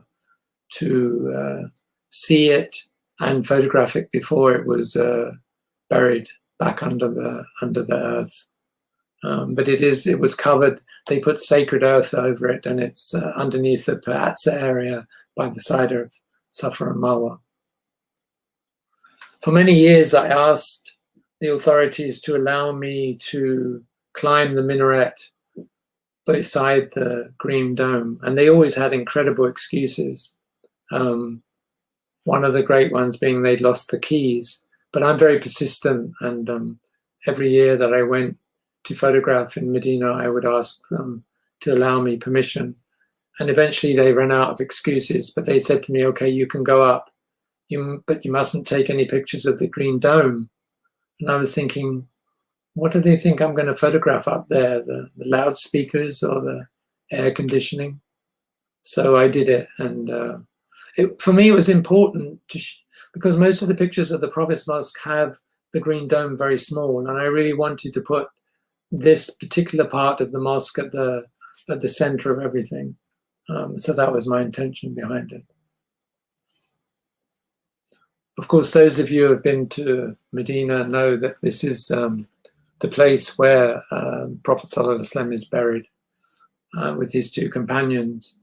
But what I didn't know until later in my journey was that there was one person who was allowed into the sacred chamber.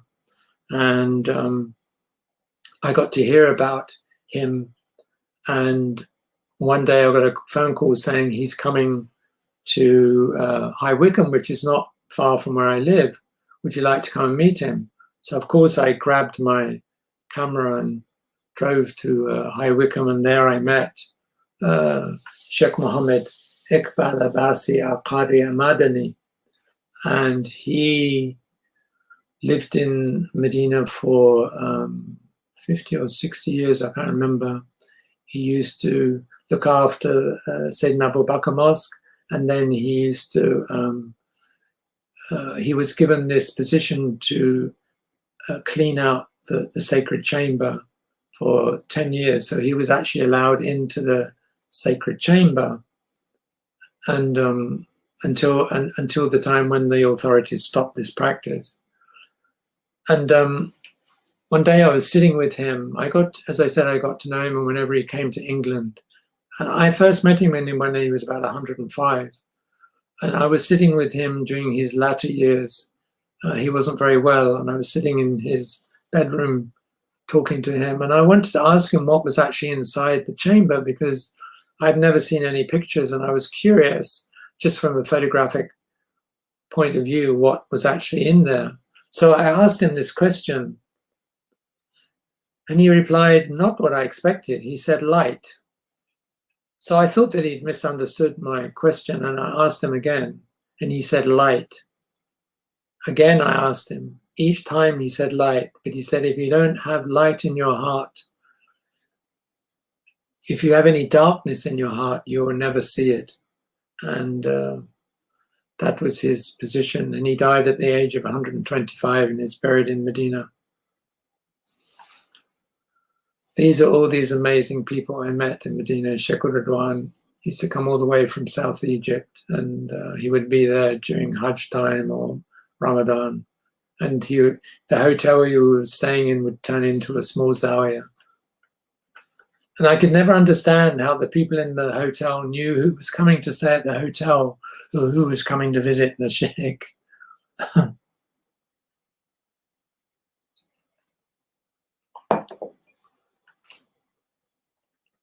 I found this man really frightening, but when I got to know him, he was such a beautiful soul, really incredible.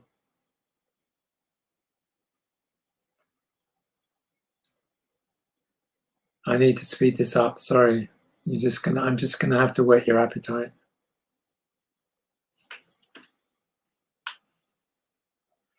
I went to visit this mosque in Delhi. I went very early in the morning, just after dawn, and I found this man sweeping the mosque floor clean. This was not used as a mosque anymore. It was really just used. It was used, tourists would come and visit it, but they didn't use it for prayer. And I noticed this man, sweeping the floor, and then he called the adhan, and I got to talk to him, and he told me that no one pays me to do this. I have a job in an office, but I come every morning to sweep the mosque and keep it clean, just to respect the mosque. And no one would have known this story if I hadn't discovered him in those early hours of the day. And I just believe that he is one of God's special people that, do the most, incredible actions just to be pleasing to their creator. There are many hidden ones, and that's a whole conversation in itself. There are some who are really hidden, and that if you expose who they are, they will just move to another city where they're not known. Their job is just to pray in solitude for mankind. I did a trip to Syria, again, like Sheikh Afifi. Habib Ali Jifri said to me, where are all the awliya of Syria? And he said, where's Ramadan Bhuti, Sheikh Khodi? He listed all these people. I said, Sheikh, I've never been there. He said, you need to go. This was in 2006, before the war. And then he said, no, we'll have to go together. They'll never allow you to photograph them unless I'm with you. I need to come with you to try and persuade them to give you permission to photograph them. And so, true to his word, Habib Ali and I went to Syria and had this incredible journey. And on the way to visit Sheikh Abu Hassan Muhyiddin Ibn Hassan al-Qudi, Habib Ali kept saying to me, he looks like the Sahaba. And I remember thinking, how does Habib Ali know what the Sahaba looked like? Maybe he's read descriptions of them, or I don't know, maybe he's seen them in dreams, or I don't know. But anyway, he said, but he doesn't like to be photographed. And I thought, oh my goodness. Anyway, we went in and we met the Sheikh. And as soon as I saw him, I just got goosebumps just from his appearance. And he's a Quran teacher. And after the introductions, Habib Ali began to intercede for me to allow me to take his picture. And the Sheikh said, he looked me straight in the face and he said, don't ask, meaning don't ask, just do it. So I did it quickly before he changed his mind, meaning if I asked, he would have to say no. So these people never like to say no to you, really, unless it was something haram. It's been one of my secret weapons that I always try to appeal to their, how can I say, their better nature. They're all beautiful natures, This is some of the people from the Pasanta trip. Okay. This man was a great expert in Imam al-Ghazali, and he teaches his students. He goes through the whole Ilhumuddin text, and then when he finishes, he starts the beginning, and he starts again. And when I came to photograph him, he picked up the great Imam's book and held it to his chest, and I thought that was just the perfect picture. This was a beautiful man in East Java, Khay Haji Anwar Mansour. And he was a beautiful man, and he was the head of a madrasa. And we chatted, and he said to me, would you like to come and meet some of the students upstairs? And I thought he would take me upstairs to a room that might be a few, student boys up there. But he said, yeah, okay. I went upstairs. He took me upstairs and he opened the room, and there was all these 900 female students. And he said, take their picture. And I was like, was like daunted. How am I going to photograph all these students, smiling students? And to be honest, my lens wasn't even wide enough. There were students all the way to the left and all the way to the right. And what I love is they're all smiling. I mean, it's just incredible.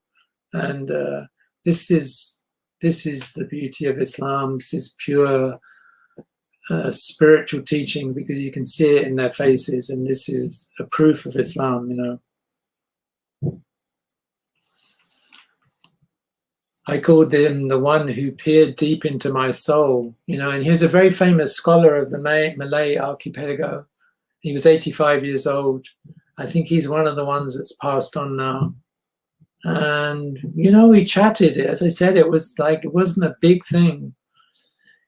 He just said to me, one of the signs that the end is near, he said, is that the teaching of the four scriptures, the main Abrahamic texts, the Torah, the Bible, the Psalms, and the Quran, is slowly being lifted from the lives of men. The way to remedy this, he explained, as he stared deeply into my eyes, is to make sure I understood, is to immerse oneself in the wisdoms these religions teach and practice the ethic of selflessness and compassion that is the fruit of those teachings. That's a very simple thing. Even if you just took that and practiced it, you would be, you would reach your goal, really. My companions, especially Sheikh Fifi, was very keen that I visit this scholar. And we knew that he was very, very ill, and even great ministers and people that wanted to see him were not allowed to see him because of his ill health. But then right at the last minute, we were granted permission to visit him. And, he was really, truly a mountain. And I wanted to ask him a question. And I said to him, how do we stay spiritually present in daily life? Because I'm aware that we get very distracted, and, sometimes in our prayer, we're very distracted. We don't have presence and things. And his answer was unexpectedly simple. He just said, education. The more one learned about the reality of existence, the more one would become fascinated by the miracle of each passing moment. In such a context, there could be no room for a sense of disconnection or emptiness. And, when he lifted his hands to pray, it was like he was holding the whole world in his hands. And he died very, very shortly after I took this picture. This, again, another very beautiful soul. And this was towards the end of my visit in Indonesia, and I had to get back to catch a flight. But he said to me, he gave me an offer that I couldn't refuse. He invited me to visit and enter the tomb of the 9th saint of Java, a rare honor, because his family hold the keys. It was because most visitors only see a place right down on the ground level, but his tomb is very, very high up, and you have to enter 9 gates to get to it. And I was allowed this privilege on the condition that I didn't take my cameras with me, which in some ways I'm grateful, because it enhanced the experience, and that was through him. And I was really honored that I was granted that visit.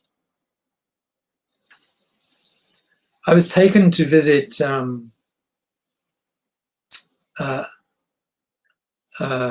Guru Nik Abdulaziz Nikmat in Kota Baro. in Kelantan. And I was waiting. It was Friday. I was waiting out in the street with many people waiting for him to arrive. And as a black limousine pulled up, I saw a scholarly looking being helped from the car.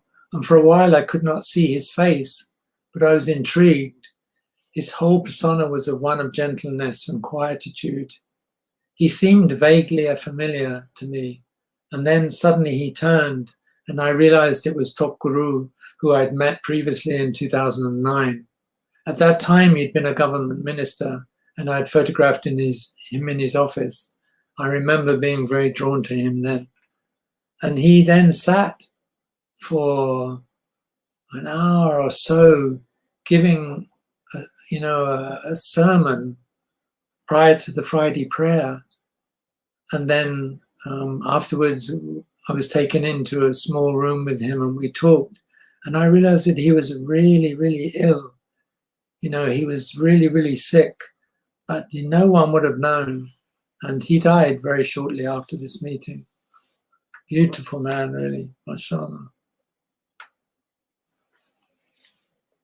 I was taken to visit Sheikh Murtaza, and he's very well respected. He's also being an interpreter of Islamic law for the state of Nigeri Sembilan for many years.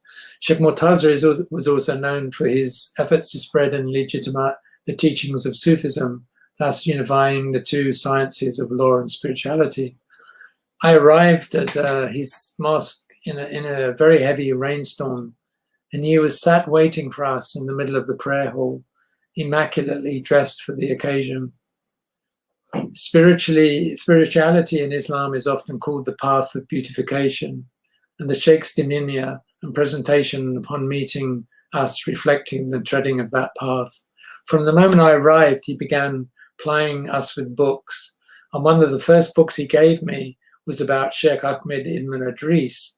And the moment they saw the name of that saint, I immediately recognized so many links within my own journey from Morocco to Sudan to Hadramaut, as Sheikh Ibn Idris was a teacher of many of the great people I had met. And so, you meet people definitely for a reason and a purpose.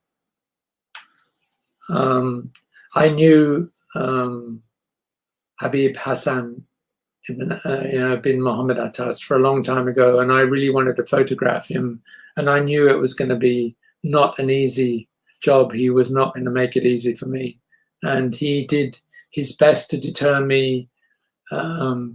He finally got me to persuade me to suggest that I should photograph the Grand Mufti of Singapore instead, and immediately got on the phone to invite him. And he said to me, he'll be here within an hour. And I said, well, by then, the natural light will have disappeared by then. And so he got back on the phone and said, he'll be here shortly. And I said, well, that's enough time for me to take your picture. And so he laughed when he submitted to me taking his picture. And this was the great Mufti Said Isa bin Muhammad Sumait, who I photographed when he arrived. Again, beautiful man. I need to finish. We've gone well over time, I know. This is somebody, a incredible woman I met in Turkmenistan at the tombs of two Sahaba who are buried in the ancient city of Merv. People I met in China. This man used to ride a bicycle every day. He was in his 90s. Sidi Abu Bakr Martin Nings. And this lady who's, again, it's a long story, so you have to read the book.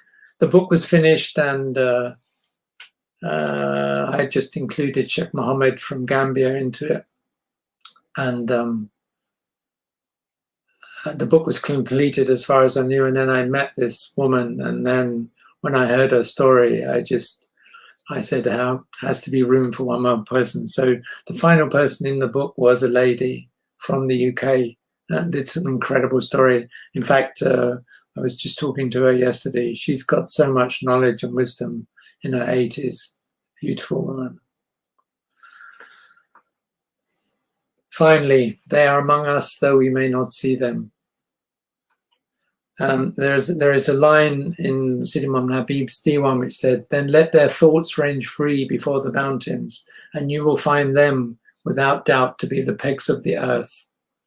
And this is Sidi Muhammad Jalani. He's a direct descendant from Abdul Qadir Jilani. He's from Gambia. Beautiful man. And that's it.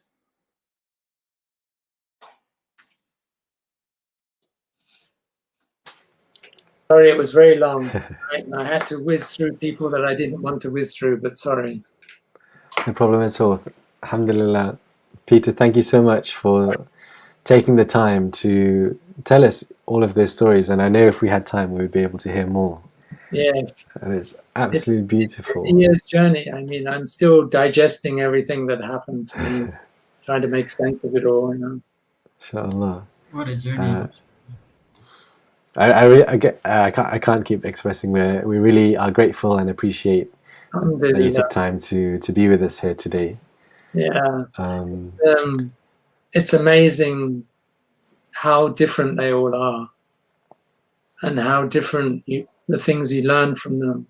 But it's all the light of Muhammad sallallahu alaihi wasallam. He is like the blueprint from which they come from. And that's really important, you know. By some way, understanding them, maybe we can understand a little bit of how vast and great the Prophet was, sallallahu alaihi wasallam. Really. He was an immense, created in an immense character, you know. Mashallah. So, if it's okay, there's a few questions from the viewers. Okay. Maybe we'll do like quick fire questions, so as not to hold you too long. Okay. So the first question, which is from our viewer Qais, who asks, how does average Muslim find their way to a mountain if they have no teachers or direct connections now? How do they begin that journey? You know, as the famous Lao Tzu said, the journey of 1,000 miles starts with one step. You have to make that intention, ask God to guide you, then it's out of your hands. Just follow the signposts. They're there. In Sidi Muhammad Habib's Diwan, it says, if your heart is pure, you'll see them without traveling. Mashallah. Thank you. And the next question, on the same thought thread, it's from Sister Angelique, who asks, in a loud and very demanding world, when we have very many worldly obligations that hold us down and limit us, how can we reach these stations ourselves, just like the people in the book? How do we get there? That's a big question. For me personally, I think for me that I made the intention to always try and get up before Fajr, even if it's a small time, 20 minutes, half an hour. Just have that time where you're sitting quietly by yourself. They say that's the time when God is closest to the earth. I mean, he's always there, but that's when you can feel his presence. And just make that your time. Sit with him, ask him what you need. He will answer you. It might not happen immediately. I think there's this false idea that God is like Amazon Prime. You know, you ask him, it comes up the next day. I'm afraid it's not like that. He will answer it in the time that's best for you.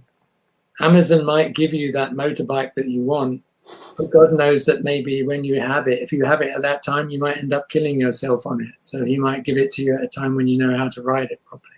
So that's the difference. But that's the time to sit and then just try and make these small things regularly, as I said, you know, make those your things you do. I know everybody has very busy lives, and I totally understand that. We live in a very busy world, but lockdown has taught us one thing, that we weren't as busy as we thought we were, and we can still carry on our lives and eat and sleep and do all the things we need to do without rushing around like headless chickens. So, and we have one question from Sister Shema, who says thank you for capturing your beautiful photographs. And she says that she used to look at the photographs in your books during her medical lectures at university. and she asks, what is one of your most cherished stories from your Meeting with Mountain series? Oh, that's a really difficult question. I mean, all the meetings have been very, very significant, and it's been very difficult for me to pin it down to one thing. And that, to be honest, some of the most powerful things that happen to you are not by things that are said. I think it's sometimes you're sitting in the company of these people and things just happen in your heart. You reach some understanding. It's, I described being in front of those people in the Basantra area like subtle surgery. I mean, it's like I wasn't aware anything happened. And this is often when you're in their company, you don't know. It can happen in a glance. They say that these people can transmit something in a glance that you're unaware of. And that is like they plant a seed in your heart and that grows into something, And it's beyond whatever this transaction is beyond words. But we need to be in a particular state to be able to experience that. If we're distracted, so this is why now there's a lot of discussion about mindfulness, but those are things that we try to do in our own practice of prayer and stuff, is that we try to achieve a certain awareness where we are very conscious of us and not distracted. And that just takes time by just sitting down, because of course when you first sit down you are very distracted. They refer to these thoughts as like chattering monkeys, but if you're consistent and keep bringing your mind back to the remembrance, just keep bringing it back every time you want. Don't get upset with yourself, don't stress yourself out. Just every time you're aware your mind has drifted away. If you've ever read Layla and Majnun, the famous Persian fable, which is about a madman who fell in love with this beautiful woman from another tribe, and he was not allowed to be with her. And they say the whole story is a mithal for the mu'min, the believer in his search for God. And Majnun sets off one evening to visit Layla. I'm going to go and visit Layla. And he's so tired from lack of sleep, he keeps falling asleep, and the camel keeps going off in the wrong direction, and he has to keep pulling it back and still chanting the name Layla, Layla, Layla, and he's falling asleep. This is what our path is about. Every time you forget, then you remember. Then it's just training the mind. That's all. It sounds easy. You've got a whole lifetime to practice it. Inshallah. Everything we do is to prepare us for that point of our departure, so that when it comes time for our departure, we're present and we know what's happening. We're not distracted, worrying about this, worried about that, fearful about. We're content with how we are and ready to meet our Creator. That's what the whole journey is about. Preparation for death. But you have to enjoy it. If you don't know how to live, how are you going to learn how to die? MashaAllah. And someone said to me, I always think, like life and death are opposite. It's not. Birth and death is opposite. Life is what happens in between, and before and afterwards. MashaAllah. MashaAllah. If you want to know about this, read Imam Haddad's book, The Lives of Man. It's a very small book. And it tells you about the whole spiritual journey from before this life, through childhood, adulthood, maturity, and what happens to you after. Very simple book, very thin. Has everything in it. Incredible book. Inshallah. The Lives of Man and the Lives of Women. MashaAllah. And one final question, which I guess is for our audience members that are more interested in the photography aspect and the art of, and your course, The Art of Seeing, where you teach people how to look. And they're asking if you have if you can share any information as to when the next one might be, with everything going on. I mean, Faisal, who I work with, keeps saying, we're longing to do it. We really miss doing it because, I get as much out of it as I hope the students do. We had, in fact, planned to do one in Kutuburu in North Malaysia, because someone I know has a beautiful retreat there. He's built a beautiful handmade mosque there. He's a very good friend of mine and was someone who really supported the Meetings with Mountain project. So we are planning to do one there when all this comes to an end. And also I'm hoping to do one in Uzbekistan.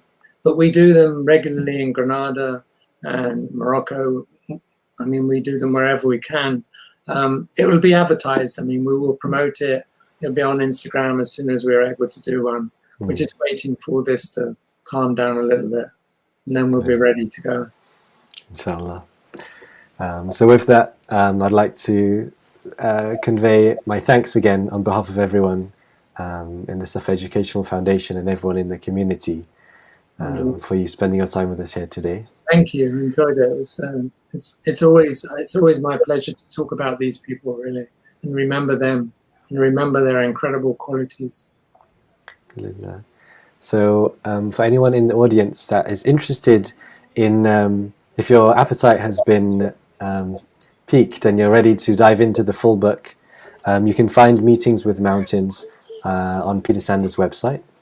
There's a link. As you go onto the website, beneath the scrolling portfolio at the top, there's a link directly under there. You can click on there and you can buy it. It's cheaper to buy it from us. I'm sorry, it's kind of, for some people it's quite expensive. It should have been a lot more money. I really wanted to keep the price down. It's a very big, it's a big book. It's expensive for us to produce, but I've tried to just keep it at a price that's reasonable. It's a £385 book, so take your time. It takes time and you can just keep looking at their faces, and when you're feeling a bit low key or something, they'll lift your spirits. Inshallah, inshallah. And we've had a copy here at the which we've been looking at between the staff in preparation for this session. So I do recommend everyone, if they can, to please do purchase the book and look at these beautiful faces and read the stories for yourselves. With that, there is another project I'm working on. We go into more depth of some of the scholars. It's called Exemplars for Our Time, but that won't come out till next year, inshallah. Inshallah. Thank you so much. I need to go and drink some tea. Yep, go ahead. So thank you everyone who tuned in. From here, us at the Suffa Educational Foundation, we wish you all a very blessed Sha'ban. And may Allah allow us to benefit from this beautiful month and allow us to reach Ramadan. Ameen. And may Allah allow us to find, each one of us to continue to find our teachers and benefit from them. And from ourselves, let us be true seekers and students and people with pure intentions and pure hearts to benefit from the light of these people and the light of the Prophet Muhammad sallallahu alaihi wasallam. Peter, Amir, thank you very much again. And from all of us here to all of the audience, Assalamu alaikum wa rahmatullahi wa barakatuh. Mashallah, assalamu alaikum.